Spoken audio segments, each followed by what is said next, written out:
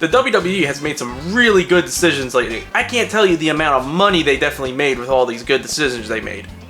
I mean, from their 2K video game series and how they're treating their employees, I can't tell you, they definitely have, and I'm done pretending. The WWE, I think we can all agree, has made some, at best, questionable to at worst, terrible decisions these past few years or so. From their lackluster writing and storylines to sidelighting wrestlers that people wanted to see, and even laying off a bunch of their talents. And yes, the video games. Oh god, the video games. How could a video game series go this long and constantly make bad game after buggy mess without repercussions? And hey look, it's Madden. But to 2K's credit, at least they gave themselves a year to work on and improve the engine. And it looks like they might be learning from their mistakes. But to tell you the truth, I think it's because of all the wrestlers releasing. Alright, finally finished programming all the wrestlers into the roster. Now I just have to... Oh, Mr. McMahon, how's your day going? Yeah, I just finished programming the wrestlers into... What was that? Oh, there were some layoffs? Oh, okay, let me just remove them. It's no big deal. Okay. Bo Dallas. Callisto? Tucker? Who's Oh, from Heavy Machinery. The Iconics? Really? Samoa Joe. Okay, there was some big layoffs, sir. Yeah, don't worry, I'll get it all worked out. Don't worry. Alright, there was a lot of overtime, but I finally cleared the roster up with the...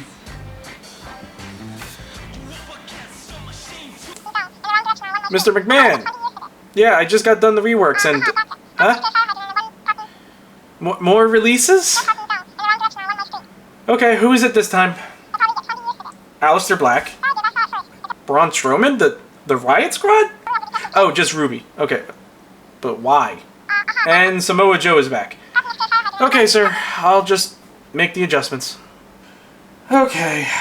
It's a little bit past the due date. It's February 2022, but I finally got the roster done. We can finally work on...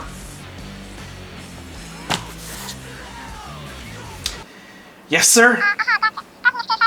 Samoa Joe is gone again. Okay, yeah, fine. Bray Wyatt? The Fiend? Sir, he was a huge fan favorite. Ric Flair? You let Ric Flair go? Sir, you released 120 wrestlers since 2020. You do realize you need wrestlers for your wrestling show, right? I mean, what's next? You're gonna fire your own son and... You fired your own son? Whether or not they succeeded on that, I couldn't tell you. This video is coming out before 2K22, but I do hope that they did make a new successful game. Not holding my breath, though. WWE has been making games ever since video games existed. Yes, seriously. The first game came out on the Commodore 64, titled Micro League Wrestling, coming out in 1987. And it's a Commodore 64 game, so you know it's going to be good. So the game came out on floppy disks and only featured 2 matches, Hulk Hogan vs. Macho Man and Hulk Hogan vs. Mr. Perfect, one on each side. I've heard conflicting reports that it's either Mr. Perfect or $1 Million Man that Hulk Hogan faces on the other side, but I only played on the one side, which was Hogan vs. Randy Savage, because this game is kind of confusing and I didn't want to play it. So the match starts with Mean Gene giving a promo to both wrestlers, and yep, it's beautiful. It's like I'm really there. Come on in, Hulk Hogan. You know, Mean Gene, this has been brewing for some time. The world wants to know, can you defeat Randy Savage? I'm gonna stop that dude in his track. Now is the hour. Now is the time. If you could take this belt, come on. And then Hulk Hogan appears to trip backwards, and we move on to Macho Man Randy Savage. Hulk's got troubles, and he's gonna have more troubles with the Macho Man, yeah. Hulk Hogan thinks he's tough, yeah, real tough, yeah, but not as tough as me. And wow, look at those graphics. It's like real pictures from real wrestling matches. To be honest, I did think this qualified as top graphics back then for Commodore 64. And that's it. This is it. This is the game. What, you don't know how to play this? What are you, a fool? Well, let me tell you something. I don't know either. You have a selection of 11 choices, and then you select them. And then the game, I guess, chooses to pick which side gets to attack. You know, like a turn-based strategy game. Except it's not. At all. Like, for example, Miss Elizabeth here looks dead inside while I select the elbow move, and Macho Man selects stomp. And then he wins. For some reason, Macho Man starts yelling at you for your poor decisions in life, and then stomps on Hogan's face while Vince McMahon and Ace the Body Ventura comment. Hulk Hogan has a dead hollow stare, and Atomic drops Macho Man. Why did I succeed there? I don't know, and I looked online, no one knows either. The instruction manual doesn't even help either, it just tells you a brief history of Hulk and Randy Savage. Sure, there's a moves list, but nowhere does it say how it determines who wins. Is it a rock, paper, scissors system? Is there an internal stat list that keeps a close eye on anything? Is it a fucking coin toss? I don't know, and the game doesn't know either. I mean, the system was $600 when it came out. That's over $1,500 today, and you get great games such as this. A game where you watch a crappy wrestling match and don't understand why you're losing with little to no way to find out. Games were around like $30 back then. That's like $10 more than a PS5 game today with inflation. Does this game look like it's worth $80? Does it? Oh no, the elbow drop, I think, and I lose. Alright, moving on to the NES. WWF Wrestlemania, featuring Hulk Hogan shedding his spray tan. This game was made by Rare, surprisingly, of all things, and it's published by Acclaim. Also, interestingly enough, this is the second WWE game ever released. Again, as the WWF before they changed it for panda reasons. Acclaim did go on to make several more WWE games, so let's see if the first try was a good start. Well, we're already off to a bad start. There's only 6 characters: Hulk Hogan, Macho Man Randy Savage, Andre the Giant, $1 Million Man, Honky Tonk Man, and Bam Bam Bigelow? Who the hell wants to play as a Honky Tonk Man? Hell, who the hell wants to play as Bam Bam? Bam Bam Bigelow is player 6, that's what he's there for. Oh yeah, this game can be played with up to 6 players, which is really cool actually for 1989, but seriously, WrestleMania 5 was coming out. You couldn't have tried even a little bit with the choices like, I don't know, Bret Hart, Jim Duggan, Jake the motherfucking Snake, Big Boss Man, Rowdy Piper, Special Delivery Jones, The Ultimate Warrior. How could you forget him? Load the spaceship with the rocket fuel. Load it with the worst. All I'm saying is that there are other choices besides Bam Bam Bigelow. So let's start with the match. I'll be Hulk Hogan and I'll fight $1 Million Man, cause why not? And wow, this is disappointing. For comparison, NES Pro Wrestling came out in 1986, 3 years before this, and yeah, it only had like 6 wrestlers in it, but not only that, it also had colorful backgrounds, complete with audience members, a ref, a camera guy who follows you around, and commentators. This has you in purgatory with only the wrestlers. Yep, this is gameplay. Oh, okay, I guess for NES it's pretty neat, but I'm having a hard time understanding the controls. There's no block. Holding the B button puts you in a run until you press one of the other buttons, which is weird. And all I really did was keep punching $1 Million Man until he stopped moving. Well, I guess I have to pin him now. Well, but how do I do that? No, seriously, how do I do that? I mean, I look like a total fool in front of the audience. If there was an audience. I mean, come on, hit any button, one of these has to work, and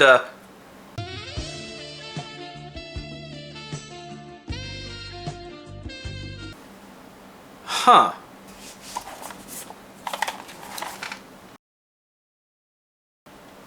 Oh, that makes sense now. So, according to the instructions, pinning is the B button and up or down, except $1 Million Man and Bam Bam Bigelow, who uses the A button instead. Why? This moveset is all weird. They're not even the wrestler's signature move, so why make it so complicated like this? Along with combat, you have an energy meter and a color gauge. The more hits you get, the redder and redder you get, until It's enough to get me to the boiling point. Which increases damage. During matches, icons will jump across the screen. Just at the top though, and one icon per character, giving them an energy boost if they pick it up. Which is next to impossible with the speed that they move. There's flames for Bigelow. Honky Tonk Man has his guitar. Okay, that makes sense. $1 Million Man, money. Again, makes sense. Macho Man, a pair of Slim Jims. Hulk Hogan has the golden X. I think it roughly translates to, it's a cross, but we don't want religion in our game for some reason. And Andre the Giant with a giant foot? Ah, yes, because France was the birthplace of the foot fetish. Besides exhibition matches, you can also do tournaments, where you can go up against other wrestlers in a set of 6. First is $1 Million Man, who is extremely easy.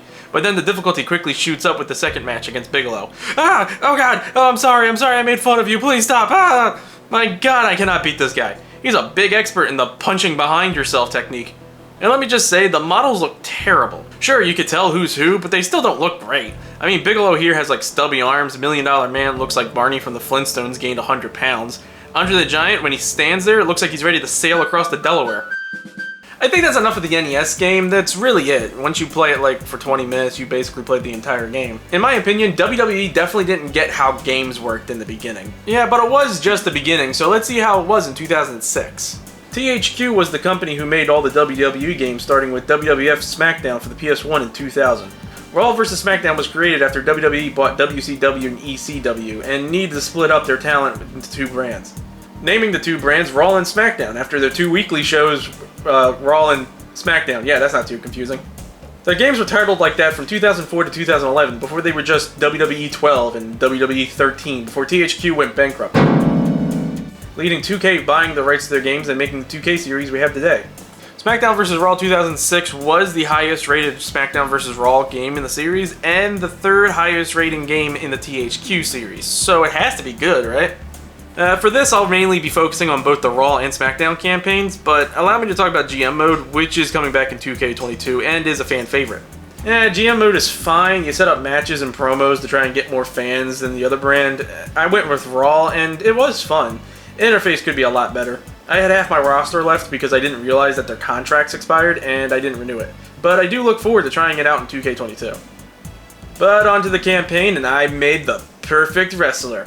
Krugelton Delflame from New Jersey. Look at this perfect man. Plaid jacket, plaid pants, and a plaid hat. Robot claws and American flag shoes to show you what a patriotic hero this man is. Women love him. And the men, I don't judge. His dreaded bear hug breaks everyone's back and makes them humble. His voice smooth like butter. All right. As a favor to you, I'll do what I can. Thanks so much. Look, even Vince McMahon knows how great Delflame is. Look, his first match is against the heavyweight champion Triple H. My journey to being the best is right around the... Oh god, he's killing me, why? Yeah, so when you make a character, their overall stats start at 30, where the overall is usually around 70 to 95 to the other wrestlers. So no matter how hard I tried, I just got pedigreed after pedigreed by Triple H. And no, I'm serious, there's like no way you can expect to win with 30 overall. I lowered the difficulty to easy and moved the game balancing all the way to give me the most edge, and I still lost. I even managed to hit Triple H with my finisher, and he still kicked out with a count of 0. I mean, they couldn't even pretend it did anything. The controls doesn't help at all either, it's complicated as all hell. For example, the X button locks your character in as you run, and you can't change the direction. Woo! The targeting is fucked too. I can't tell you how many times I targeted the ref when I meant to hit the wrestler coming at me. Why would I rather attack the ref instead of the tag team partner? Especially since hitting them leads to a disqualification. Even when I attacked the target, I never really could get them to connect most of the time. And I looked, nowhere in the book was there a way to break out of a pin. I mean, I heard you can mash the buttons, but as far as I know, you can only pray you'll break out. Which also means one pedigree and I'm done. And countering in this game is terrible too. You know, you press either the L2 or the R2 button, depending on if they're striking or grabbing, but it comes way too fast, and it's unclear when you're supposed to press them. I mean, before the hit, when the hit connects, once the prompt shows up, and I swear, they show up for like a fraction of a split second. And even when I'm sure I hit it, the game's like, nope, and I get beaten up anyway. If it was just one button, it would still be difficult, but it would be much more manageable. And so I lose the Ric Flair. I mean, if I can't even come close to beating a man who's so old he can say that he was at the Last Supper, there is a problem. Fortunately, even when you lose the match, you gain experience points. And you're not stuck with just your custom character, you can play as anyone who has a voice in the game. Hey, I saw what Triple H and Flair pulled last week. This crap is getting really old. You okay? I'll live, but they're not going to get off that easy. You're good. One of the better parts of the game is that the wrestlers have their actual voices in the campaign. Love it or you hate it. You all tune in to see it. Except Rick, they didn't provide his voice, so they just have him jester. Even some wrestlers like Triple H and John Cena have their own campaigns. Now, I won't be playing them, but I do think that is neat. And so I found a quick and easy way to give yourself points. You just play as Kurt Angle, who has an overall of 95, pick Legends difficulty, and then pick Rob Van Dam and skip the match. Chances are Kurt Angle will win the match, giving you 2,500 experience points each time. I did this for about 30 minutes until I got the overall rating of 70, which is what the game should have started you with. So what's going on with the Raw campaign? The first act has you feud with Triple H, with Shelton Benjamin helping you out, until you have to make a decision between siding with Benjamin or Triple H. I don't really have a reason to be on either side, so I'm just going to stay out of it. Well, choosing that option sets you on a path to challenge Shelton Benjamin for the Intercontinental Belt. So, Triple H gets to live. This time. No problem, one atomic leg drop later, 30 seconds later, and then the pin. I am now the new Intercontinental Champion. How exciting is this? This will really boost my career and, An obscure WWE regulation has just been brought to my attention. The title cannot be contested in a steel cage during the month of September. I feel that it's only fair to vacate the title until a proper rematch can be made. Well, that's, pretty bullshit, but whatever. On to the next act, and Tag team champions! Like, you help Regal and Eugene keep their tag team belts against Edge and Christian. You're not really involved with this. I mean, so much that you could be written off and you wouldn't have to change much. Hell, there's this one cutscene where you're not anywhere to be seen and you're probably just in the back going all... Hallelujah! So, Regal gets injured and I have to tag team with Eugene to keep the belt. They don't even let you choose. The pay-per-view comes along and then they convince Eugene to stay behind, meaning I have to take Edge and Christian by myself. For the tag team belt. That I don't even own. This fight is pretty difficult, if only for the fact I can't really get the pin or submission hold either of them without the other immediately jumping in and stopping it, no matter how hurt they got. And also somehow Edge managed to leverage pin me 15 seconds into the match. And the ref, again, keeps getting in the way, so I keep getting disqualified. Like, what the shit was that? The quickest way I got the win was piss Edge off so he would hit me with a chair. Just moments ago, you successfully managed to beat Edge and Christian single-handedly. But Eric Bischoff has ruled that because of Eugene's absence, you forfeited the match. Therefore, Edge and Christian are the new World Tag Team Champions. I have to ask you, after that hard-fought match, with all of the blood, sweat, and tears you left in the ring, how does it feel to lose the World Tag Team titles and let William Regal down like that? Actually, I'm more confused than anything. I'm not even champion. Why do they make it a championship match if none of the champions showed up? But it's okay. We can always try it again at Survivor Series, which proceeds to be the best main event in WWE history. These superstars are so unpredictable, this match could go another 30 seconds or 30 minutes. I'm sure everyone was happy to see it and didn't leave feeling cheated out of their money. And it'll definitely be remembered as the best ladder match ever. And so we win the belt, and what are you doing, Delflame? What are you doing? What are you doing? as promised. But don't forget the other part of our deal. In exchange for the title, Trisha's contract is exclusive to me. What the hell? I worked hard those last 40 seconds and they just give him the belt? When was this deal established? Hold it right there. The World Tag Team titles are hereby vacated. What is up with this tool? I win the Intercontinental belt. Vacated. I win the tag team match. Vacated. I win the belts back. Vacated. I bought a brand new house. Vacated. Next and final act is the road to Wrestlemania. My number is 15, but I have the choice to win a triple threat match against number 1 and number 30, or an Iron Man match to increase my number. I did both, but I found that the Iron Man match was much easier for the fact that I just keep hugging the guy and getting points. 15 submissions later, and I'm number 30. Now all I have to do is, sit here and watch the match for 11 to 14 minutes. But that's a small price to pay for being the last person. I mean, who could I even go up against when I get up there? Hey there, Undertaker, how you doing? Oh god, he's not even throwing me over. He just wants to inflict pain. But I did it. I won the Royal Rumble match. WrestleMania, here I come. The last part is pretty lame. In fact, most of this campaign was. We find out that Bischoff is purposely vacating titles to undermine Raw and an allegiance with JBL, with Batista helping him out. So we team up with Stone Cold, which is pretty cool, but it all leads up to me and Batista in a last man standing match. Just between you and me, who are you pulling for in this matchup? I'd like to see a clean victory by a super... There he goes, JR! He's been busted open! Look at all of that blood! Would you at least try and not sound so gleeful, King? This is serious! Actually, guys, he's not moving. I think I killed him. Oh my gosh! It's over, JR! But who cares? I'm now the champion! Yeah! The Smackdown campaign is honestly way more entertaining than the Raw one. This one starts with a mystery on who ran over Teddy Long. You start accusing either John Cena or Rob Van Dam. Personally, I don't think John Cena knew how to drive until 2013, so I went and accused Rob. And that's really it for this act. You fight John and Rob till Tori offers her contract to one of us to stop us from fighting. But then, oh no, JBL already had the contract. I guess I'll just have to bear hug it out of him. Why would I even do this?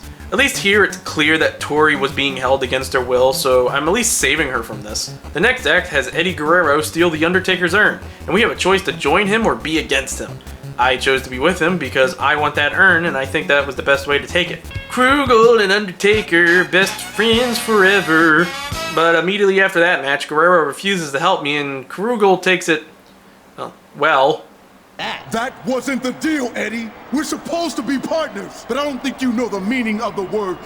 Tell you what, you keep the damn urn. I don't need you or Undertaker or anyone else to help me make my mark on Smackdown. Everybody betrayed me. I fed up with this world. A buried alive match. I have to defeat The Undertaker at his own game. Alright, Undertaker, I just need you to stay in there and, no, Undertaker, no, you gotta stay in there. Just, no, Undertaker, stay in the thing. No, stop it. Undertaker, stop it! Finally, I closed it, and The Undertaker attacks Eddie because I stole the urn off camera. Undertaker then puts Eddie Guerrero into a casket in a game that came out around his death, so whoops. And I have the urn. And I, gave it back to The Undertaker? What? No, keep it, dude. Ultimate power is yours. Alright, whatever. The final act. It's kind of the same as before with the Royal Rumble, and I do get the last entry again. Undertaker, I thought we were friends. Yeah! #1 victory in the Royal Rumble again! Woo! Hey, wasn't there an investigation I was leading? Since I've been in this ring, 6 months ago, somebody tried to take me out of the picture when they ran me down in the parking lot. And I'm looking at him right now. Oh, son of a bitch! What? That's right, it was me, Teddy! It was me all along, Teddy! Wait, if I was the bad guy, why did I give back Undertaker's urn? Yeah, in an amazing twist, I was the one who ran Teddy over. That, in my opinion, is what makes this campaign the better one. There were so many twists and turns, and the Eddie Guerrero stuff was great. See, I'd love to do that, but, I lost the urn, so I can't. What are you talking about? It's right there in your hand. Oh, yeah, right. See? I really wish I had a chance to watch him live before he passed. So as an act of revenge, Teddy is forcing us down the endurance round, making us do fights after fight so we can't get to Wrestlemania. Why is he being so mean? You think I ran him over or something? And this last part sucks. I'm sorry, it does. It almost ruins the entire campaign, saved only by you can choose to move to Raw and face Triple H instead of John Cena. But this is the Smackdown campaign, and I went through a lot of work running over Teddy Long. So I was gonna stay. You win this round, Triple H. This time. The second to last match, he puts you through 3 matches in one night. And if you win, you get to choose the title match. Lose, and Teddy chooses. This is bullshit. The first match, it was a regular match. I handled it fine, no injuries. Then how the fuck did I get yellow injuries all over? Did I fall down some stairs between matches?